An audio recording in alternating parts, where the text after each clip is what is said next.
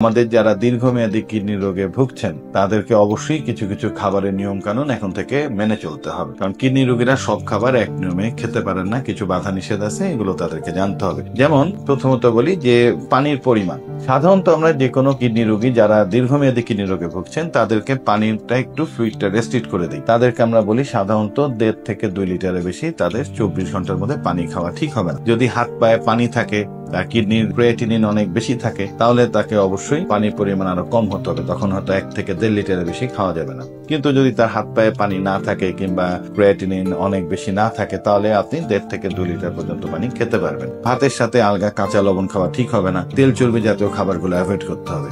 গরুর মাংস, খাসির মাংস এগুলো না খাওয়াই ভালো। মাঝে মাঝে খেতে পারেন, 1 পিসের বেশি খাওয়া ঠিক হবে না। যেসব মাছে তেল আছে, ইলিশ মাছ, চিংড়ি মাছ, শুটকি মাছ, পাঙ্গাস মাছ, কোরাল মাছ, ভেটকি মাছ, রূপচাঁদা কিংবা সামুদ্রিক মাছগুলো, এগুলো একদম কম কম খাবেন। মাঝে মাঝে খেতে পারেন, ওই 1 পিসের বেশি না। আপনি এখন থেকে ডাল জাতীয় খাবারগুলো অ্যাভয়েড করবেন, বিশেষ করে ঘন ডালেরই ঘন অংশটা খাওয়া ঠিক হবে না, তবে ডালের উপরে যে পাতলা পানি আছে সেটি খেতে পারবেন। এছাড়া আপনি যাদের কিডনির 0.2 এর উপরে, তাদের রোজা না রাখাই ভালো। যদি রোজা রাখতেও চান তাহলে আপনি ইফতারের আইটেমগুলো খুব সাবধান না খাওয়াই ভালো হবে, যেমন ছোলা বুট, পেঁয়াজু, বেগুনি, হালিম সবই ডাল দিয়ে তৈরি, এগুলো খাওয়া ঠিক হবে না। আপনারা মাছের ডিমটা অ্যাভয়েড করবেন, এখানে প্রচুর ইউরিক অ্যাসিড থাকে। এছাড়া শাকসবজির মধ্যে 2টো শাক একদমই খাওয়া ঠিক হবে না, পুঁই শাক আর পালং শাক।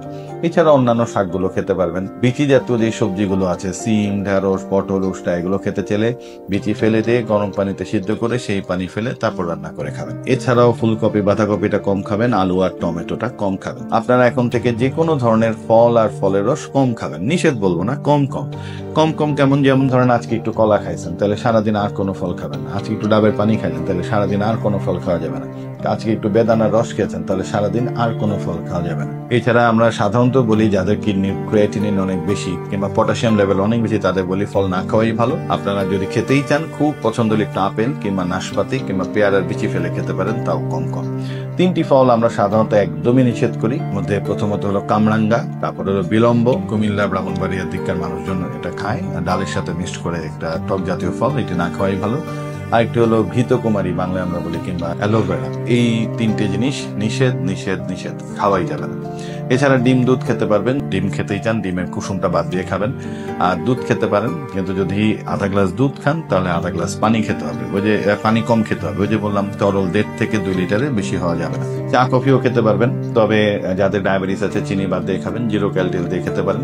কিন্তু 3 কাপ চা খেলে 3 কাপ পানি কম খাইতে হবে। তো মানে তরল যেন 1.5 থেকে 2 লিটারের বেশি না হয়। তবে এই যে খাবারের তালিকা, খালি মনে রাখবেন এটি কিন্তু ইন্ডিভিজুয়ালাইজড, মানে প্রতিটা মানুষের সবার জন্য এক নিয়ম না। কারণ কোন রোগী আছেন তাদের পটাশিয়াম একদম কম থাকে, তাদের যেমন আমরা বলি প্রতিদিন একটা করে ফল খাবেন। আবার কারো আছে যাদের পটাশিয়াম লেভেল বেশি থাকে, তাদেরকে আমরা বলি ফল একদমই খাবেন না।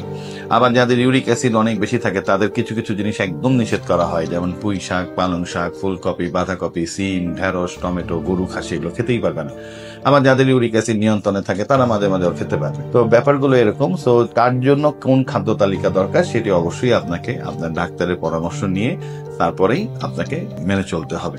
তবে সাধারণ অর্থে আমি যে জিনিসগুলো, খাবারগুলো আপনাদেরকে এতক্ষণ বললাম, সেগুলো একটু মেনে চলার চেষ্টা করলে আপনার দীর্ঘমেয়াদী কিডনি রোগে যারা ভুগছেন তারা আশা করি দীর্ঘদিন ভালো থাকতে পারবেন। অনেকে মনে করছেন যে তাহলে তো সব খাবারে নিষেধ করে দেওয়া হলো, তাহলে আমি খাবো কি? এটা নিয়েও অনেকে কনফিউশনে ভোগেন।